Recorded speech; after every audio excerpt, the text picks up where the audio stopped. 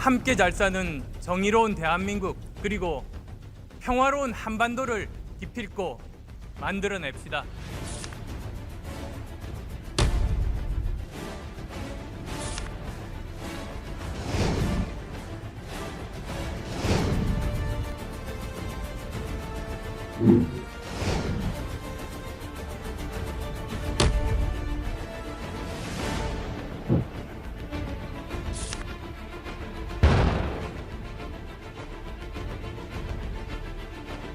나라 곳곳에 공정, 자유, 책임의 가치가 뿌리 내리도록 해야 합니다. 그래야 구체제를 청산할 수 있고 미래로 나아갈 수 있습니다.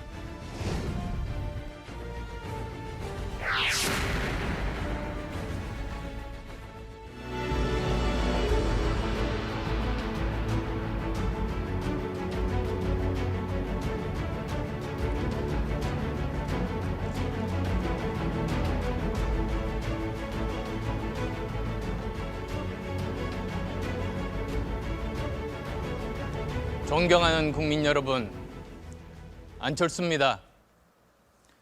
입춘이 지났지만 날씨는 차갑습니다. 국민들의 마음은 더 꽁꽁 얼어붙었습니다. 저도 정치인의 한 사람으로서 무한한 책임감을 느낍니다. 그렇지만 이대로 멈출 수는 없습니다. 새로 다시 시작해야 합니다.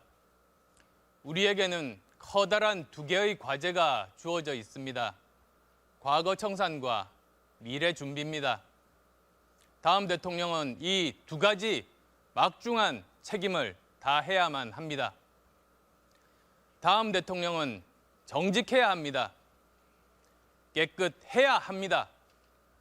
책임질 줄 알아야 합니다. 유능해야 합니다. 그리고 무엇보다도 미래를 대비할 수 있어야 합니다. 미래를 위한 담대한 도전에 나서겠습니다. 함께 잘 사는 정의로운 대한민국 만들겠습니다. 평화로운 한반도 꼭 기필코 만들겠습니다. 실력이 빽을 이기는 나라 만들겠습니다. 고맙습니다. 네, 지금까지 안철수 의원의 모두 발언을 잘 들어봤습니다. 오늘도 두 분의 학자분이 검증위원으로 수고를 해주시겠습니다. 국민대학 홍성골 교수 그리고 연세대학 김호기 교수 나오셨습니다. 자, 손학규 전 대표가 결국 힘을 합치지 않았습니까? 예. 자, 안철수와 손학규와의 연대, 이번 대선에서 어떤 정치적 의미를 갖고 있다고 할 수 있겠습니까? 아시겠습니다만 손 전 대표께서는 정말 훌륭한 정치인이십니다. 정말 기쁩니다. 이제 국민의당의 집권 가능성이 더 높아졌습니다. 국민들도 기대를 하실 거라고 생각합니다. 저도 더 긴장하고 경선 준비 열심히 하겠습니다. 네, 아주 간결하게 힘차게 말씀을 해주셨는데요. 자, 김호기 교수께서 하실 말씀이. 예, 안 의원님, 선거는 결국 구도입니다. 그 기본 구도는 뭐 이것이냐 저것이냐 찬성 혹은 반대의 그런 이제 이분 구도입니다. 미국의 정치학자인 엘마 샤츠 슈나이더에 따르면 그러니까 제1야당의 최대 강점은 반대의 독점에 있다고 이야기했습니다. 그러니까 지금 그 안 의원님이 소속해 있는 국민의당은 사실 더불어민주당과 비교해 볼 때 지지율이 상당히 좀 낮은 편입니다. 일반적으로 선거에서 후보가 최종 갖게 되는 득표율은 그 정당 지지의 플러스 마이너스 10% 정도입니다. 그래서 안 의원님께서 대선에서 후보가 되셔서 승리하시기 위해선 국민의당의 지지율을 1차적으로 좀 높이는 게 과제인 것 같습니다. 그래서 국민의당의 지지율을 좀 높이기 위해서 어떤 생각을 갖고 계신지, 어떤 보관을 갖고 계신지 말씀해 주시기 바랍니다. 예, 이번 대선은 지금까지 역대 대선과는 아주 틀립니다. 그것 중에 하나가 이제 박근혜 게이트로 촉발된 우리 대한민국의 위기 아니겠습니까? 이번 대선은 반드시 정권 교체가 된다고 생각합니다. 민주주의가 위대한 것은 책임지기 때문입니다. 정권을 잡은 그런 세력이 실정을 하면 국민들이 심판을 하고 따라서 정권 교체가 되게 됩니다. 만약에 정권 연장이 된다면 그러면 긴장하지 않고 아무것도 정말 바뀌지가 않습니다. 정권 교체가 되어야 나라도 발전하고 민주주의도 발전합니다. 저는 현명한 국민들께서 어떤 구도, 어떤 후보가 나오더라도 반드시 정권 교체를 이루어 주실 거라고 생각합니다. 지난 총선 때도 사실 정치인들이 산수만 하는, 덧셈 뺄셈만 하는 가운데서 국민들이 알파고보다 더 높은 수준의 판단을 하신 것 아니겠습니까? 그래서 저는 자신 있게 이번 대선은 국민의당 후보와 민주당 후보가 대결하는 그런 구도가 될 수밖에 없다는 말씀드립니다. 짧게 그럼 질문 더 하나 드려보자면요.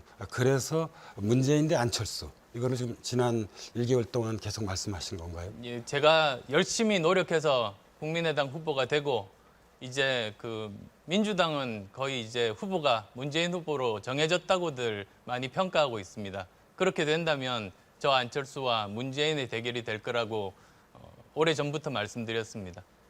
자, 네. 홍성골 교수께서 예, 그 아주 말씀 잘 들었습니다. 그런데 이제 그 우리가 좀 현실적으로 한번 생각을 해보면 지금 현재 문재인 전 대표와 사실상 지지 기반이 좀 겹치는 부분이 있어요. 특히 이제 국민의당은 지난번 총선에서 호남과 또 비례대표에서 좀 약진을 했지 않습니까?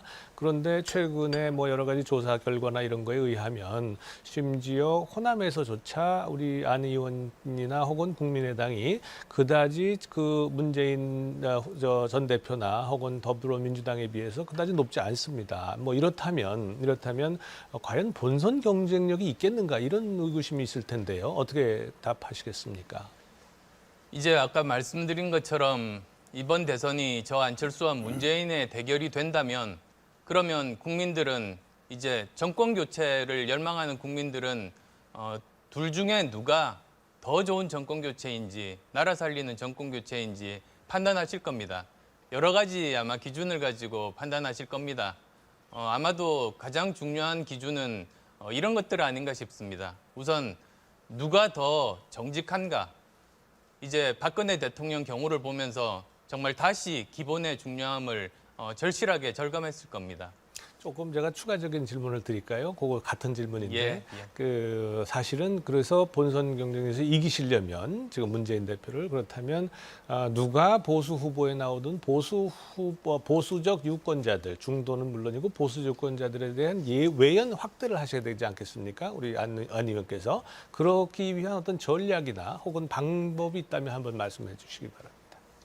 저는 지금까지 제가 생각한 그 믿음대로 계속 일을 해왔습니다. 그리고 특히 작년 10월 이후에 박근혜 게이트가 세상에 알려진 이후로는 정치가 아니라 나라 살리기 운동이 더 필요한 때라고 생각했습니다.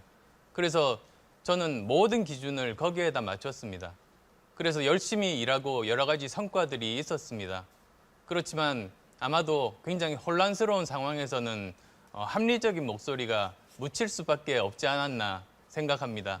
이제 자욱한 먼지가 거치고 나면 그동안의 행적들은 다 남아있는 법입니다. 그리고 제대로 잘 평가해 주실 거라고 믿습니다. 자, 제가 하나 질문을 올리겠습니다. 그 손학규 전 대표가 이제 안철수 의원과 힘을 합치게 됐는데요. 자, 이른바 스몰 텐트는 이제 구축이 됐고 형성이 됐다. 자, 이 스몰 텐트가 빅 텐트로 발전이 될 수 있겠느냐. 그래서 뭐 김종인 전 대표라든지 또 정운찬, 정의화 이런 여러 가지 정치권의 거물급 정치인들이 안철수 의원과 앞으로 할 수 있겠는지. 자, 빅 텐트 가능성 어떻게 전망하십니까? 그런데 저는 뭐 텐트라는 그런 표현 자체가 그렇게 맞는 것은 아니라고 봅니다. 오히려 대한민국의 합리적인 개혁을 바라는 사람들이 모여서 이 나라를 바꾸자고 이제 힘을 합치고 있습니다. 사실 박근혜 게이트를 접하면서 이제 모든 국민들이 깨닫게 된 거 아닙니까? 지금까지 진보와 보수가 싸운 게 아니었습니다. 오히려 우리나라는 기본이 안 돼 있습니다. 뿌리까지 썩어 있었던 겁니다. 이런 정말 썩어 있는 기본이 안 된 나라를 바로 잡는 일이 최우선입니다. 그것부터 하고 나서 이제 다른 일들이 진행될 수 있다고 봅니다. 그런 의미에서 같은 생각을 가지는 많은 분들이 힘을 합치고 계십니다. 그것을 국민들께서 평가해 주실 겁니다. 자, 다시 한번 구체적으로 질문드리겠습니다. 그러면 정운찬 전 총리라든지 정의화 전 국회의장 이런 분들과 조만간 다시 이런 손학규 전 대표가 영입됐듯이 힘을 합치는 그런 시점이 언제쯤 저희가 예상할 수 있겠습니까? 지금 대선이 언제가 될지 모릅니다. 그렇지만 이제 보통은 대선이 이제 얼마 안 남은 그 기간은 아무리 짧은 기간이라고 해도 조선왕조 500년 동안 일어났던 모든 일이 일어나는 기간이다. 이런 이야기들이 있지 않습니까? 마찬가지로 아마도 이제 앞으로 남은 기간 동안 거의 매주 새로운 일들이 생기고 여러 가지 고비가 앞으로 굉장히 많을 겁니다. 매주 새로운 일들이 많이 발생할 것이다. 예, 그럴 겁니다. 자, 말씀 감사하고요. 자, 김옥희 교수께서 저도 안 의원처럼 이렇게 뭐 스몰 텐트든 빅 텐트든 텐트란 말을 별로 좋아하지 않습니다. 예, 뭔가 추운 느낌이 듭니다. 텐트는. 예, 그리고 또 뿐만 아니라 제대로 된 집에서 살아야죠. 예, 그러니까 텐트의 진짜 주인공은 그러니까 적어도 우리가 탄핵 정국과 이 촛불 집회의 과정을 돌아보면 일차적으로 국민이어야 할 텐데 왠지 정치인들이 먼저 그 텐트에 좀 들어가시는 것이지 않나 그런 좀 우려 같은 것도 좀 생각하게 하는데요.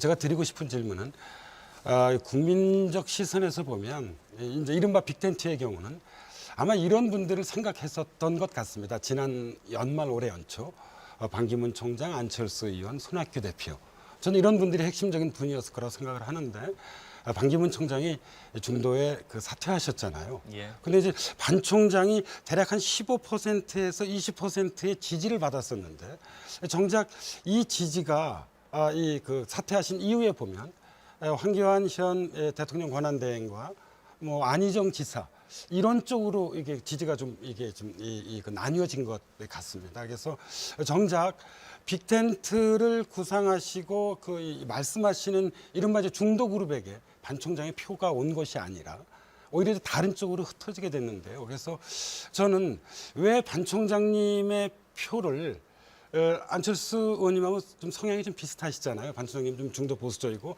안 의원님 좀 중도적이신 분이신데 왜 그 표가 안 의원님한테 오지 않았는지 본인은 어떻게 생각하시는지 좀 여쭤보고 싶습니다. 예, 뭐 지금- 장기적으로 올 수도 있겠습니다만. 예. 질문 듣다 보니까 저보다 더 안타까워하시는 것 같아서요. 우선 감사한 마음이 듭니다. 그런데 저도 이제 보면 그 지지율이라는 것 자체가 여러 가지 정치적 상황에 대해서 요동치기 마련 아닙니까? 그리고 그 시점에서 국민들이 가장 원하는 그런 기준에 의해서 정치인들이 평가받게 됩니다. 예를 들면 그 국회에서 탄핵안이 가결되기 이전에 국민들은 많이 불안했습니다. 그래서 그때는 기준이 국민들의 그 목소리를 대변하고 좀 속 시원하게 마음을 풀어줄 수 있는 사람을 찾았습니다. 그게 이제 이재명 시장님이었습니다. 그런데 이제 국회에서 탄핵안이 가결된 이후 지금은 어떤가? 아마도 헌법재판소에서 판결이 인용되기 전까지는 모든 기준들이 과거 청산에 이제 맞춰져 있을 겁니다. 거기에 따라서 이제 여러 가지 주자들에 대한 평가가 이루어지지만 이제 만약에 헌재에서 판결이 인용되는 이후는 또 완전히 이제 판이 바뀝니다. 그때는 모든 국민들은 이제는 본격적인 대선 국면이고 이제는 판단 기준이 누가 우리의 미래를 제대로 책임질 수 있는가로 모든 판단이 바뀌게 됩니다. 그래서 모든 지지율은 그때부터 저는 시작이라고 봅니다. 그때까지 저는 제가 할 수 있는 여러 가지 노력들 다 하겠습니다. 제가 안 의원님을 처음 뵌 게 5년 전 정치에 입문하시기 전이었습니다. 기억하시죠? 예. 정말 이제 정치인이 다 되신 것 같습니다. 저는 예. 간단하게 좀 질문 하나 드릴게요. 아까 그 텐트 뭐 별로 좋아하시지 않는다는데 저도 별로 안 좋아합니다. 요즘에 하도 텐트가 많다 보니까 일부 사람들은요 우리나라가 배달의 민족인 줄 알았더니 유목 민족이더라 이런 사람들도 있습니다. 그 농담입니다만은 근데 지금 그 아까 그 박근혜 우리 게이트 혹은 뭐 최순실 농단 여기에 대한 말씀을 하셨는데 요즘에 이제 태극기 집회에 이제 참여하는 사람들을 보면 상당 부분 물론 거기 이제 프레이즈 자체는 뭐 탄핵 반대 이렇게 얘기를 하고 있습니다만은 그러나 박근혜 대통령 잘못했다는 거 다 인정한다. 그리고 이건 그런다. 그런데 이 전체가 보수의 어떤 부패 혹은 보수 집단 혹은 보수 성향의 모든 사람들을 마치 나라를 말아먹은 것처럼 하는 것에 대해서 우리가 동의 못하겠다. 이런 분들이 많거든요. 그래서 거기에 대해서 우리 안 의원께서는 지금 이렇게 촛불 집회와 맞불 집회가 계속 열리고 있는 이 현실에서 어떤 판단을 하고 계신지 한번 부탁을 드리겠습니다. 어쩌면 정치의 책임이 가장 크다고 봅니다. 이렇게 작은 나라에, 그리고 사실은 우리의 위협 요인들은 다 국가 바깥에 있지 않습니까?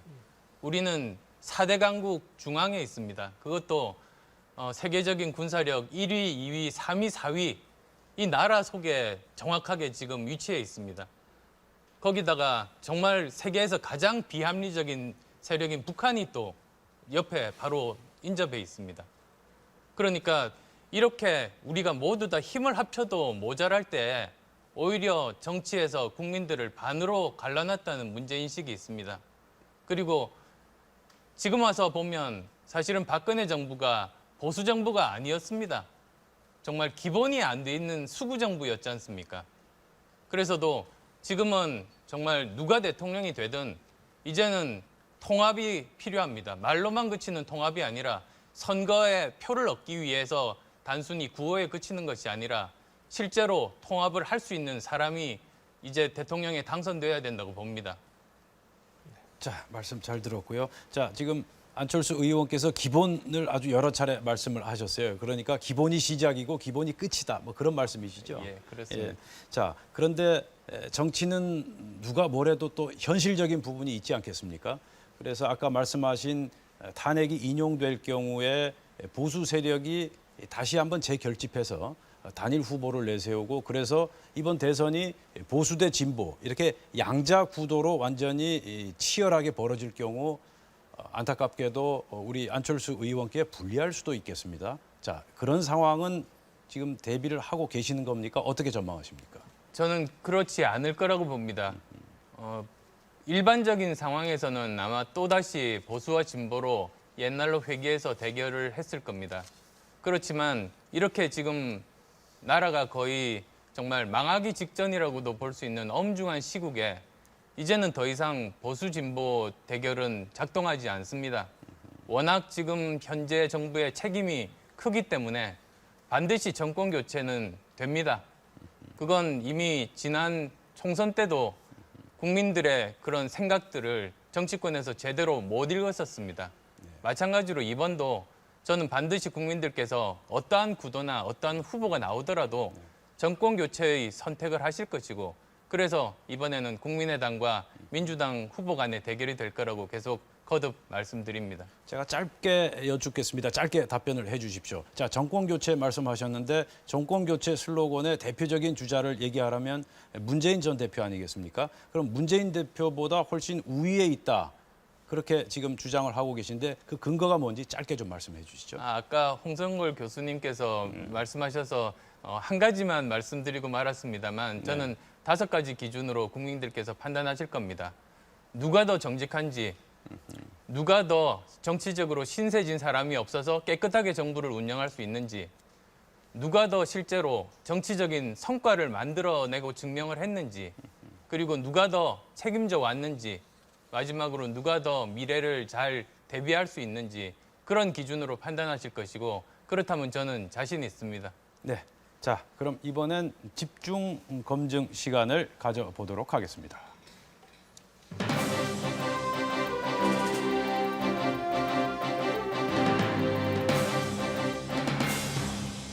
네, 오늘도 마찬가지로 대선 주자와 검증위원 간의 1대1 토론을 벌이는 집중 검증 시간입니다.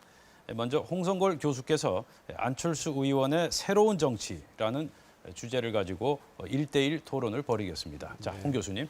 네, 시간 내주셔서 감사하고요. 이게 검증 시간이기 때문에 혹시 저 안 의원께서 뭐 그 공약으로 하고 싶은 말씀이 있으셔도 가급적이면 짧게 말씀해 주시고 저도 예, 가급적이면 노력하겠습니다. 짧게 질문 네, 드리겠습니다. 노력하겠습니다. 네. 자, 그동안에 한 4년여 정치 과정 속에서 두 번의 매우 큰 양보를 하셨습니다. 한 번은 박원순 시장, 또 한 번은 이제 문재인 전 대표. 그렇죠? 후회하신 적 없으십니까? 없습니다. 예, 알겠습니다. 자, 이 두 번째 질문입니다. 국민들이 그 안철수의 새 정치에 대해서 여전히 궁금해합니다. 많은 분들이 아직도 잘 모르겠다 이렇게 말씀하시거든요. 예. 기회를 드리겠습니다. 새 정치 어떻게 정의하시고 계십니까? 예, 제가 설명이 부족했었던 것 같습니다. 저는 새 정치는 기득권 정치의 반대말이라고 말씀드립니다. 세상이 바뀌는 걸 막고 있는 기득권 정치와 싸우는 것, 그리고 개인의 욕심을 채우는 기득권 정치와 싸우는 것이라고 말씀드리겠습니다.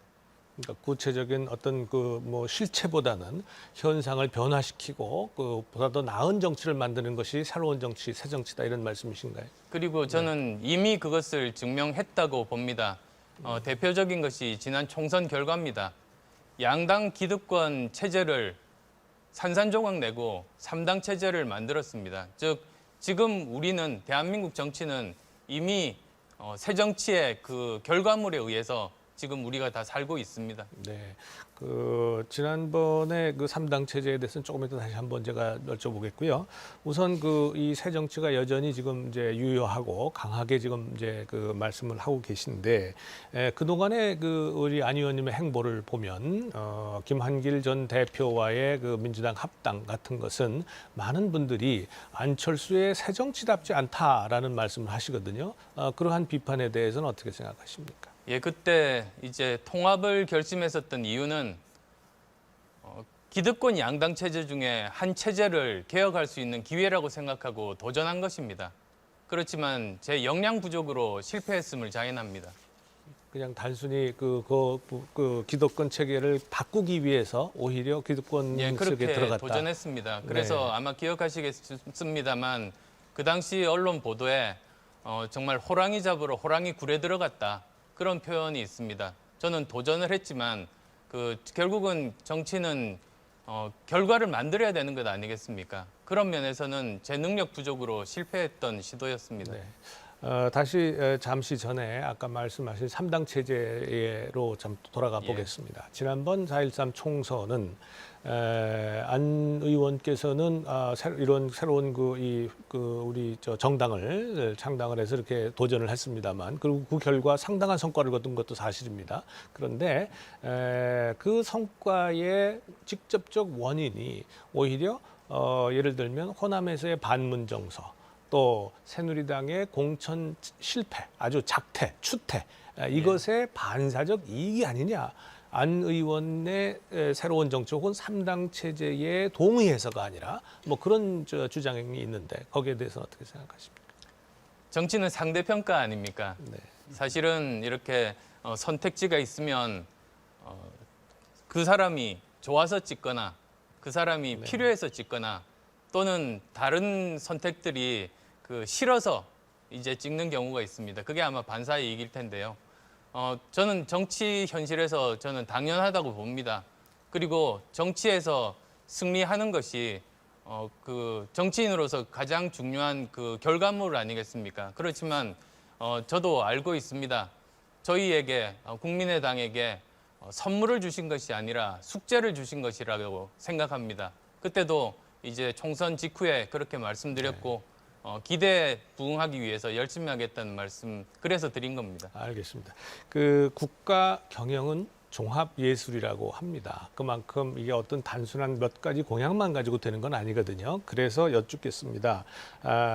지난번에 사드와 관련해서 처음에 얘기가 나왔을 때에 반대 입장을 표명하셨다가 이번에 원내대표 교수단체 연설에서는 예.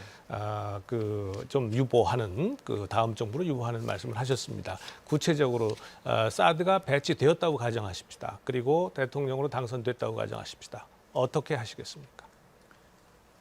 전 정부에서 국가 간의 협약을 한 것을 다음 정부에서 바로 그렇게 뒤집을 수는 없습니다. 그걸 존중해야 합니다. 그게 이제 국가 간의 그 약속 아닙니까? 국가 간의 약속이지 정권 간의 약속은 아닌 겁니다. 네.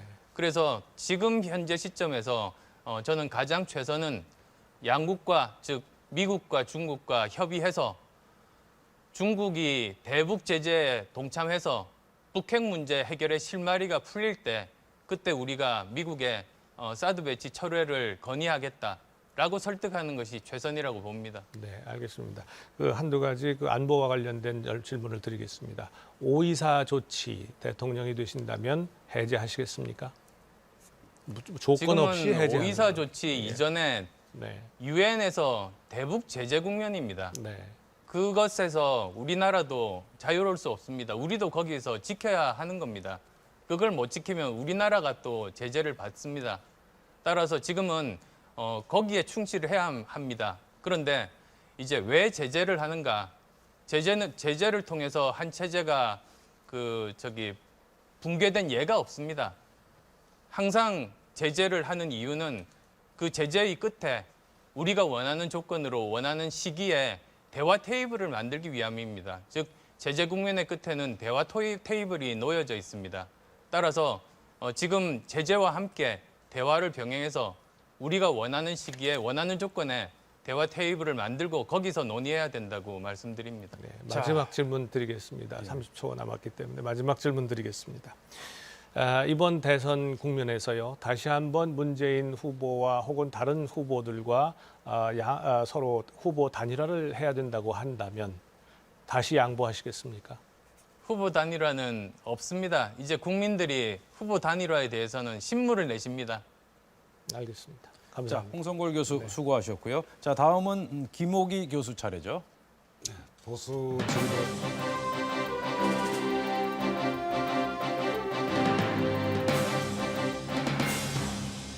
네, 김옥희의 집중 검증. 자, 김옥희 교수께서는 안철수 의원이 제시하신 공정성장이라는 주제를 놓고 1대1 토론을 벌이겠습니다. 자, 김 교수님. 안 의원님, 그러니까 보수 진보의 관점이 아니라 국민의 관점에서 질문을 드리고요.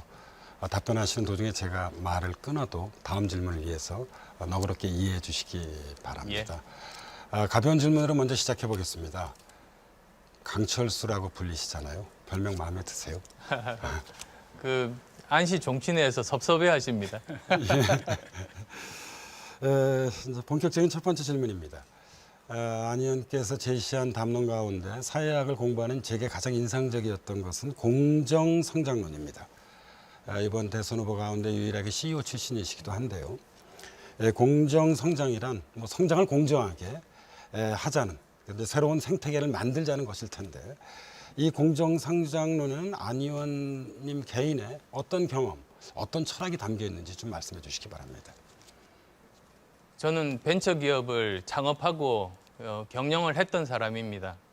그런데 그 과정 중에 이제 우리나라 그 경영 현장, 그 산업 현장의 현실을 누구보다도 잘 알게 됐습니다. 그 문제인식들을 아주 오래전부터 가지고 있었고, 그리고 이제 워튼 MBA, 그 다음에 카이스트 경영학 교수를 하면서 제 생각들을 정리를 할 기회를 가졌습니다. 그걸 이제 국회에 와서 정책화하게 됐습니다. 그 정운찬 총리가 주장해온 동반성장을 좀 떠올리게 하는데요. 동반성장하고는 어떤 점에서 같고 어떤 점에서 다른지 말씀해 주시기 바랍니다. 예, 사실 그 말씀 드리려면 지금 짧은 시간이 아니라 훨씬 더 많은 시간이 필요합니다만 기본적으로 그 보는 방향은 같다고 말씀드립니다. 세부적인 거는 조금씩 틀립니다.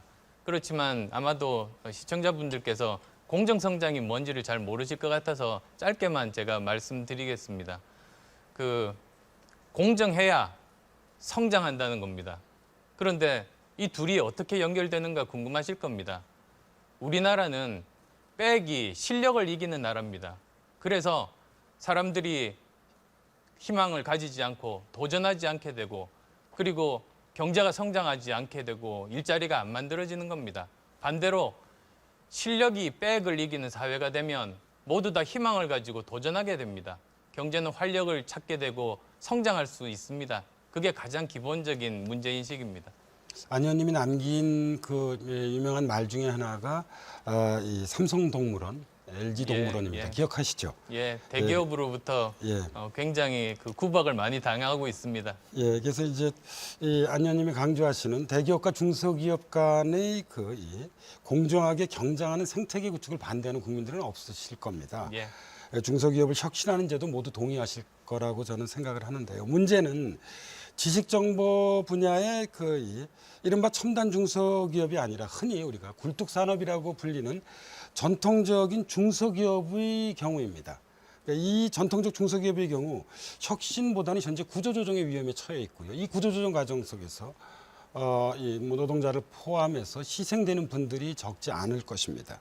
그래서 제4차 산업과 연관된 혁신 중소공업 기업이 아니라 이런 전통적인 재래 중소기업에 대해서는 어떤 정책적 구상을 갖고 계신지 말씀해 주시기 바랍니다. 우선은 지금 일자리가 가장 많이 창출되는 그런 영역이 중소기업이 중견기업을 넘어 대기업이 될 때 그때 많은 일자리들이 생겨납니다. 따라서 지금 이제 중소기업들이 미처 연구개발 여력도 없고 인력도 없는 그런 상황을 저는 제대로 바꿀 수 있다고 봅니다. 즉 국책연구소들이 많습니다. 그런데 이 국책연구소들이 대기업을 도와주기보다 중소기업들의 연구개발 센터로서 자리 잡게 만들어야 됩니다. 그러면 또 많은 독일이나 일본처럼 그런 강소 기업들로 만들어질 겁니다. 그렇지만 또 거기에 못 따라가는 기업들이 말씀하신 대로 있습니다. 이 부분들에 대해서는 전체 그 중소기업에 대한 지원 그 자금은 규모를 줄이자는 것이 아니라 그대로 두고 대신에 거기서 서로 통합하게 만들므로써 상생할 수 있는 그런 기반들을 만드는 것이 다음 정부가 중요하다고 봅니다. 중소기업에 더하여 자영업도 문제입니다. 자영업이 차지한 비중은 우리나라의 경우 지난 2015년 기준 25.9%에 달했습니다. OECD 평균은 16.2% 정도 되는데요. 사실 제가 보기에는 좀 규모를 줄여야 되는 거죠. 선진적 산업 우리가 구조로 가기 위해서는요. 자영업에 대해서는 어떻게 하실 생각이십니까? 우리나라가 OECD 평균에 비해서 거의 2배 가까운 자영업자가 있는 이유가 가장 근본적인 이유는 좋은 일자리가 절대적으로 부족하기 때문입니다. 그래서 가장 근본적으로는 어떻게 하면 양질의 일자리들을 많이 만들 수 있을 것인가 거기에 모든 초점을 맞춰야만 됩니다. 대기업과 중소기업이 상생하는 생태계도 중요하지만 기업가와 노동자가 상생하는 생태계도 중요합니다. 이번 대선에서 안타까운 것 중에 하나는 많은 후보들께서 제4차 산업혁명을 다 얘기들 하시면서 정작 비정규직에 대해서는 제가 보기에 이렇게 아주 뚜렷한 대안들을 내놓고 계시지 않은 것 같습니다. 대략 한 600만에서 900만 추계하는 방식에 따라 다르긴 합니다만 어마어마한 규모죠. 이 비정규직 대책은 어떤 구상을 갖고 계신지 말씀해 주시기 바랍니다. 지금까지 그 비정규직 대책이 사람에 맞춰져 있었습니다. 한 사람이 2년 이상 그 업무를 수행할 때 그 사람을 정규직으로 만들어야 된다고 제도화됐습니다. 그러다 보니 오히려 회사에서는 그걸 악용해서 그 사람이 2년 되기 전에 계속 해고를 했습니다. 그게 사회 문제 된 것 아니겠습니까? 그러면 이제는 그 기준을 바꿔야 됩니다. 오히려 사람 중심이 아니라 그 회사의 업무 중심으로 판단하는 것이 옳다고 보는 입장입니다. 즉 어떤 회사에서 어떤 업무가 2년 이상 계속 상시적으로 필요한 그 업무에 대해서는 반드시 정규직을 고용해야 한다. 저는 그렇게 제도를 바꾸면 많은 부분들이 해결될 수 있다고 봅니다. 예, 지금 한 20여 초 남았는데요. 마지막은 제가 안 의원님께 당부의 말씀을 좀 드리고 싶습니다. 질문이 아닙니다. 제가 보기에 우리나라에서 가장 딱한 이들은 비정규직으로 일해야 하는데도 육아와 가사를 돌보아야 하는 비정규직 여성 노동자들입니다. 안 의원께서는 성품이 따뜻하신 분이시잖아요. 이들에게도 늘 따뜻한 관심을 계속 가져주시길 바랍니다. 이것으로서 마치겠습니다. 김호기 교수 수고하셨습니다. 정부와 민간이 4차 산업혁명 시대에 걸맞는 협력 체제를 구축한다면 우리는 반드시 성공할 수 있다고 확신합니다. 네, 이번엔 공약 검증 시간입니다. 우리 안철수 의원께서 공약으로 제시하신 4차 산업혁명을 대비하자 이 주제를 놓고 토론을 이어가겠습니다. 자, 안철수 의원님. 자, 우선 이 4차 산업 한마디로 표현하자면 어떻게 쉽고 간결하게 표현할 수가 있겠습니까? 4차 산업혁명은 한마디로 융합혁명입니다. 예전 혁명들은 한 가지 기술에 의한 혁명이었습니다. 1차 전기기관, 2차 전기, 3차 IT 기술입니다. 4차 산업혁명은 여러 첨단 기술의 융합혁명입니다. 융합혁명이다. 그렇게 표현하면 된다. 그 말씀이시죠? 그렇습니다. 자, 이 4차 산업이 그야말로 과학기술대학원 원장이었습니다. 예, 저도 잘 알고 있습니다. 그래서 한번 한마디로 표현을 어떻게 하시는지 한번 듣고 싶었고요. 자, 지구촌을 통째로 바꿀 거역할 수 없는 쓰나미다. 뭐 정말 어마어마한 그런 변화가 올 것 같은 그런 느낌이 드는데, 자, 4차 산업에 대비하자, 준비하자, 뭐 말들은 많이 하는데 우리 안철수 의원께서 어떤 준비, 어떤 대비를 해야 된다라고 생각하십니까? 아주 기본에 충실해야 된다고 봅니다. 보통 4차 산업혁명하면 이제 첨단 기술에 투자하자고 이야기하기가 쉽습니다. 그렇지만 사실 지금 어떤 변화가 일어날지 예측 불허의 상황입니다. 4차 산업혁명이 진행될수록 그런 일들이 많이 생깁니다. 그래서 이럴 때일수록 가장 기본으로 돌아가자는 겁니다. 가장 대표적으로 저는 세 가지 기반을 꼽고 싶습니다. 첫 번째로는 교육 개혁을 해야 합니다. 정말 창의적인 인재를 길러서 본인 스스로 문제 해결 능력을 가진 인재들을 길러야 이 아이들이 미래를 헤쳐나갈 수 있습니다. 두 번째는 과학기술 혁명입니다. 그런데 종래의 이런 정부 주도의 방식이 아니라 실제로 현장에서 요구를 충실히 정부에서는 지원하는 방식으로 완전히 180도 바뀌어야만 합니다. 그다음 또 세 번째로는 공정한 경쟁이 가능한 경제 구조를 만드는 일이 무엇보다도 중요합니다. 그래야 실력 있는 사람이 열심히 해서 그 성과를 얻고 거기에 따라서 많은 사람들이 여러 가지 시도, 도전이 가능하게 되는 겁니다. 네, 자, 먼저 홍성골 교수. 네.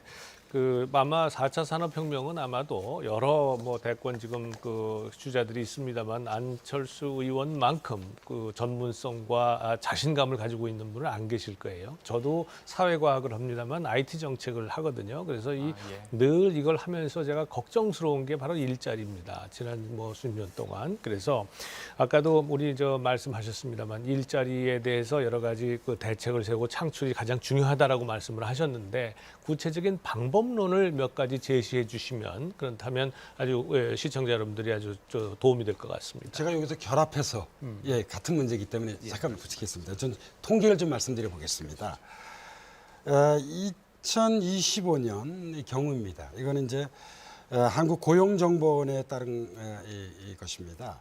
인공지능과 로봇의 기술적 대체 가능성을 이제 조사했는데요. 전체 취업자의 70%가 넘은 1,800만 명이 사실 고용 위험을 받게 될 것이라고 전망을 했습니다. 그리고 작년 다보스 포럼의 경우에서는 일자리가 700만 개 없어지는데 새로운 일자리는 사실 200만 개 정도 생긴다고 얘기했거든요. 사실 4차 산업혁명은 분명 한편에서는 장밋빛 미래이지만 조금 전에 홍성걸 교수 말씀하셨듯이 고용과 일자리 측면에서 보면 대단한 위기라고 하지 않을 수 없습니다. 전문가시니까. 우리 안 의원님 답변은 저희 두 사람의 질문을 좀 묶어서 지금 말씀하신 것처럼 정말 위기입니다. 그렇지만 저는 또 기회가 될 수 있을 거라고 봅니다. 많은 일자리들이 주는데 그 일자리들은 대부분 단순 반복 직업들이 많습니다. 그건 전문가 일조차도 마찬가지입니다. 전문가도 모든 일들이 다 창의적인 일이 아니라 단순 반복적인 일들이 많은데 그걸 이제 인공지능이 대체합니다.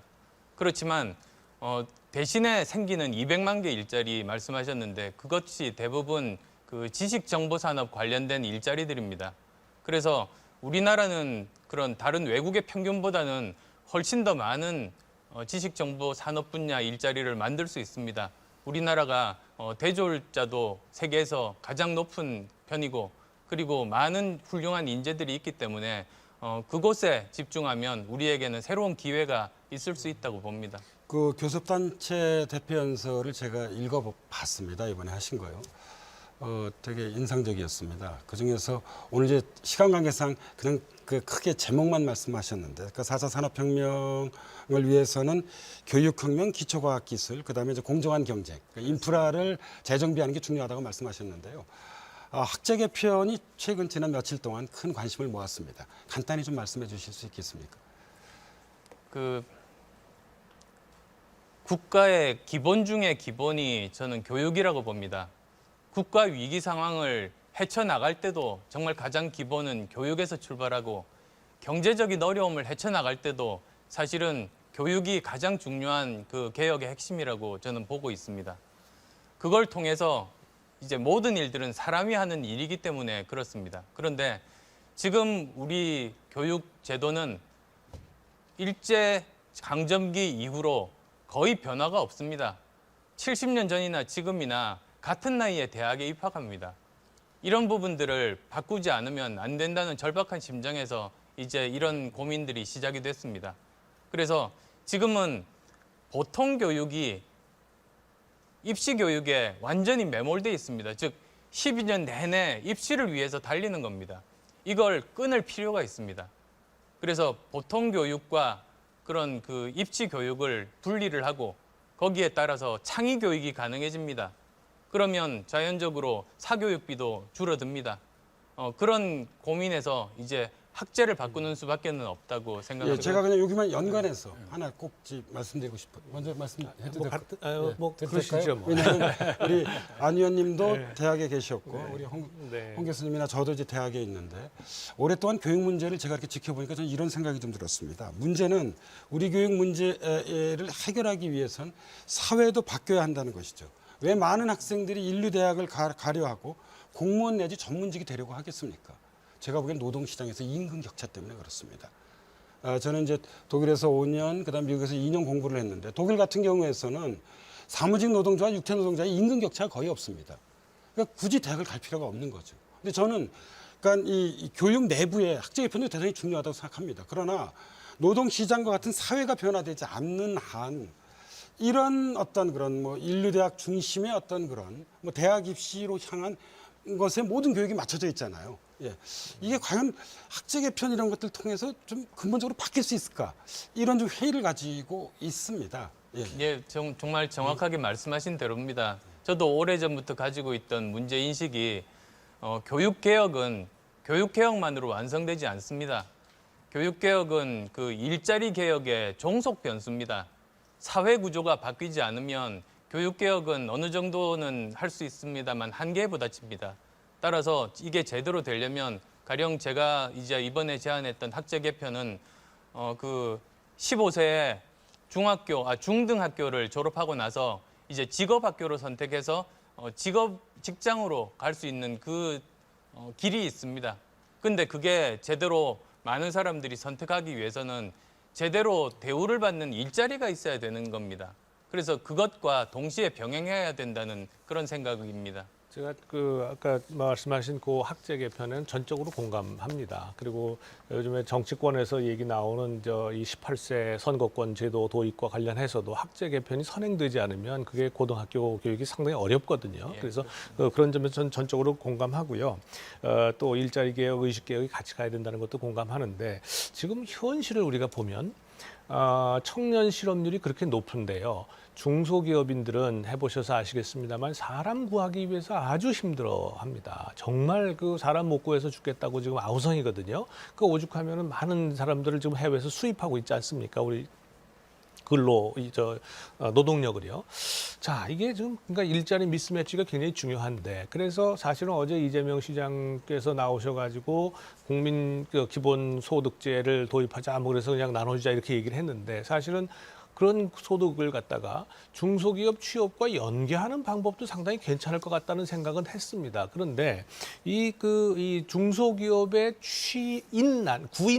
구인난을 어떻게 지금 일자리 창출과 연결을 하실 수 있을지 한번 보관이 있으면 말씀해 주시기 바랍니다. 예, 지금 질문하시는 중에 사실은 네. 제가 생각하는 것과 접점이 있습니다. 네. 지금 중소기업에서 좋은 인력을 구하지 못하는 가장 근본적인 이유는 임금을 충분히 줄 수가 없기 때문 아닙니까? 그게 이제 대기업, 중소기업 간의 격차가 훨씬 더 심해지다 보니 우리가 예전에 1980년대만 하더라도 중소기업은 대기업의 90% 임금을 받았습니다. 그다음에 1990년대만 하더라도 80%인데 지금은 거의 55% 수준, 절반 수준으로 떨어졌습니다. 그러니까 아무리 일을 하고 싶어도 그 생활을 하는데 지장이 있어서 선택하지를 못하는 겁니다. 이런 문제들을 해결해야 되는데 또 한 가지 문제는 지금 청년 실업 문제가 향후 3년에서 5년이 가장 극심할 거라는 겁니다. 근데 그 이후는 조금 더 형편이 나아질 수 있습니다. 왜냐하면 지금 청년 인구가 줄고 있고 5년 후가 되면 이제 본격적으로 베이비 부모 세대들이 은퇴를 하면서 일자리들이 생겨납니다. 따라서 이제 앞으로 3년 내지 5년을 어떻게 이걸 통과할 것인가, 극복할 것인가가 다음 정부의 가장 중요한 점입니다. 젊은 청년들이 졸업하자마자 안정된 정규직을 가지지 못하면 평생 제대로 직장들을 못 가지게 되고 그건 본인에게 불행임은 물론 사회 부담도 엄청나게 됩니다. 그래서 오히려 지금 정부에서 재정을 투입해서 아까 말씀하신 것처럼 단순히 수당 개념을 넘어서 자기가 일하고 싶은 그런 일자리라면 그 중소기업 일자리라면 거기에 대해서 차액을 보전해 주는 방식으로 그렇게 한시적으로 접근하는 것이 합리적일 수 있는 그리고 지속 가능할 수 있는 해결 방법이라고 봅니다. 네, 지금 안철수 의원께서 역시 그 일자리에 관해서 아주 구체적인 그런 청사진을 가지고 계신 것 같은데 아까 홍성골 교수께서 말씀을 하셨습니다만 다시 한번 그 안철수 의원의 안보관에 대해서 다시 한번 여쭙겠습니다. 그 당초 안철수 의원께서 사드 배치 문제와 관련해서 국민 투표에 붙여보자 그렇게 말씀을 하셨거든요. 그 말인즉 사드 배치에 대해서 상당히 부정적이다 그런 느낌을 받았는데 시간이 흐르면서 이 사드 배치에 대한 안철수 의원의 입장이 굉장히 여러 가지 변화를 맞게 됩니다. 자, 물론 정치인이 상황에 따라서 입장이 변화할 수도 있다고 저는 생각합니다. 그럼에도 불구하고 이 사드 배치와 같은 굉장히 중차대한 문제, 국가의 존망이 걸린 문제는 우리 정치인들, 특히 안철수 의원 같은 대선 주자들은 명확한 입장을 가져야 되는 것이 아닌가 하는 그런 생각이 드는데요. 어떻습니까? 예, 그 사드 문제 관련해서는 이제 미국 정부와 협약 전과 협약 후로 나눌 수 있습니다. 상황이 굉장히 틀린 겁니다. 정부와 정부 간의 협약이라는 건 이제 그 다음 정부에서 함부로 바꿀 수 없는 것 아니겠습니까? 그래서 그렇게 중요한 상황 변화에 대해서는 입장 변화 못하는 사람이 오히려 이상한 겁니다. 그리고 이제 그래서 지금 현재 입장에 대해서는 말씀드렸습니다. 그렇지만 그 전에 이제 미국 정부와 협약을 맺기 전에는 정말 중요한 외교적인 수순을 빼먹어서 국익에 엄청난 손실을 갖고 왔다는 게 제 판단이었습니다. 즉, 그 당시에 대북 제재 국면입니다. 그러면 중국의 협조가 필요합니다. 그런데 중요한 스텝, 그러니까 이제 중국이 대북 제재에 협력을 하지 않는다면 우리는 우리를 보호하기 위해서 사드 배치를 검토할 수밖에 없다는 이야기를 먼저 하고 몇 달 후에 대북 제재 효과가 있는지를 평가한 다음에 이제 그 다음 수순으로 옮기는 것이 맞았는데 그 중요한 중간 수순을 빼먹고 바로 사드 배치로 넘어간 겁니다. 그래서 명분도 잃고 국익에 큰 손실이 났다는 판단이었습니다. 그래서 그를 수습하기 위해서는 대통령이 할 수 있는 권리 중에 하나로 그런 국민투표를 포함해서 검토해 볼 수 있을 거다. 사태 수습 방안을 제안한 겁니다. 네, 저희 그 안 의원님 이 사회과학을 공부하는 저희들이 보기에는요. 그 사실 국민투표에 붙일 사안이 있고 그 국민투표에 붙이기 어려운 사안이 있지 않습니까? 그렇죠. 예. 왜냐하면 예를 들어 사드 배치에 찬성이 51%가 나오고 반대가 49%가 나오면 그럼 우리는 사드 배치를 추진해야 하는가? 그래서 이 국민투표라고 하는 것은 사실 대단히 좀 제한적으로 이 활용해야 돼야 할 수단인 것으로 이제 저희들이 이제 학생들에게 가르치고 있다는 말씀을 좀 드리고 싶습니다. 국익에 엄청난 손실을 야기했던 그런 사안이기 때문에 수습책의 하나로 이제 제안한 겁니다. 네, 알겠습니다. 그 뭐 사드 문제를 그 국민 투표 할 수 있느냐 없느냐라고 하는 건 이제 이론의 여지가 많으니까 그건 차치하고라도 지금 사실은 그 문제로 인해서 중국으로부터 굉장히 많은 압력을 받고 있지 않습니까? 뭐 아주 노골적으로 사실은 지금 피해를 뭐 입고 있는 기업도 상당하고요. 자. 대통령이 되셨다고 가정을 하십시다. 이 중국 지금 현재 우리가 사드 배치를 했고 이미 그다음에 앞에 정부에서요. 그리고 대통령이 되셨는데 중국은 계속해서 지금 압력을 넣고 있다. 어떻게 대처하시겠습니까? 경제 문제와 안보 문제는 투 트랙으로 분리하는 것이 맞습니다. 그게 이제 그 양국 간의 국익에도 도움이 되는 것입니다. 따라서 그 부분을 적극적으로 설득해야 합니다. 저는 이제 지난 몇 년간 외교적으로 정말로 큰 실책을 했습니다. 그 중에 하나가 이렇게 그 투 트랙으로 나눠서 접근하지 못했던 겁니다. 경제 문제와 안보 문제를 분리한다든지 또는 대통령과 외교장관의 역할을 분리해서 대통령은 강경하지만 그 외교장관은 계속 물밑으로 대화하는 노력을 해야 되지 않습니까? 그리고 또 강원책도 쓸 필요가 있는데 그런 역할 분담 없이 일방적으로만 하다 보니 이렇게 수세에 몰린 겁니다. 따라서 저는 우리는 이제 주도적으로 또 해야 합니다. 주도적으로 이제 투 트랙으로 양쪽 국가들을 다 설득하는 노력이 필요하다.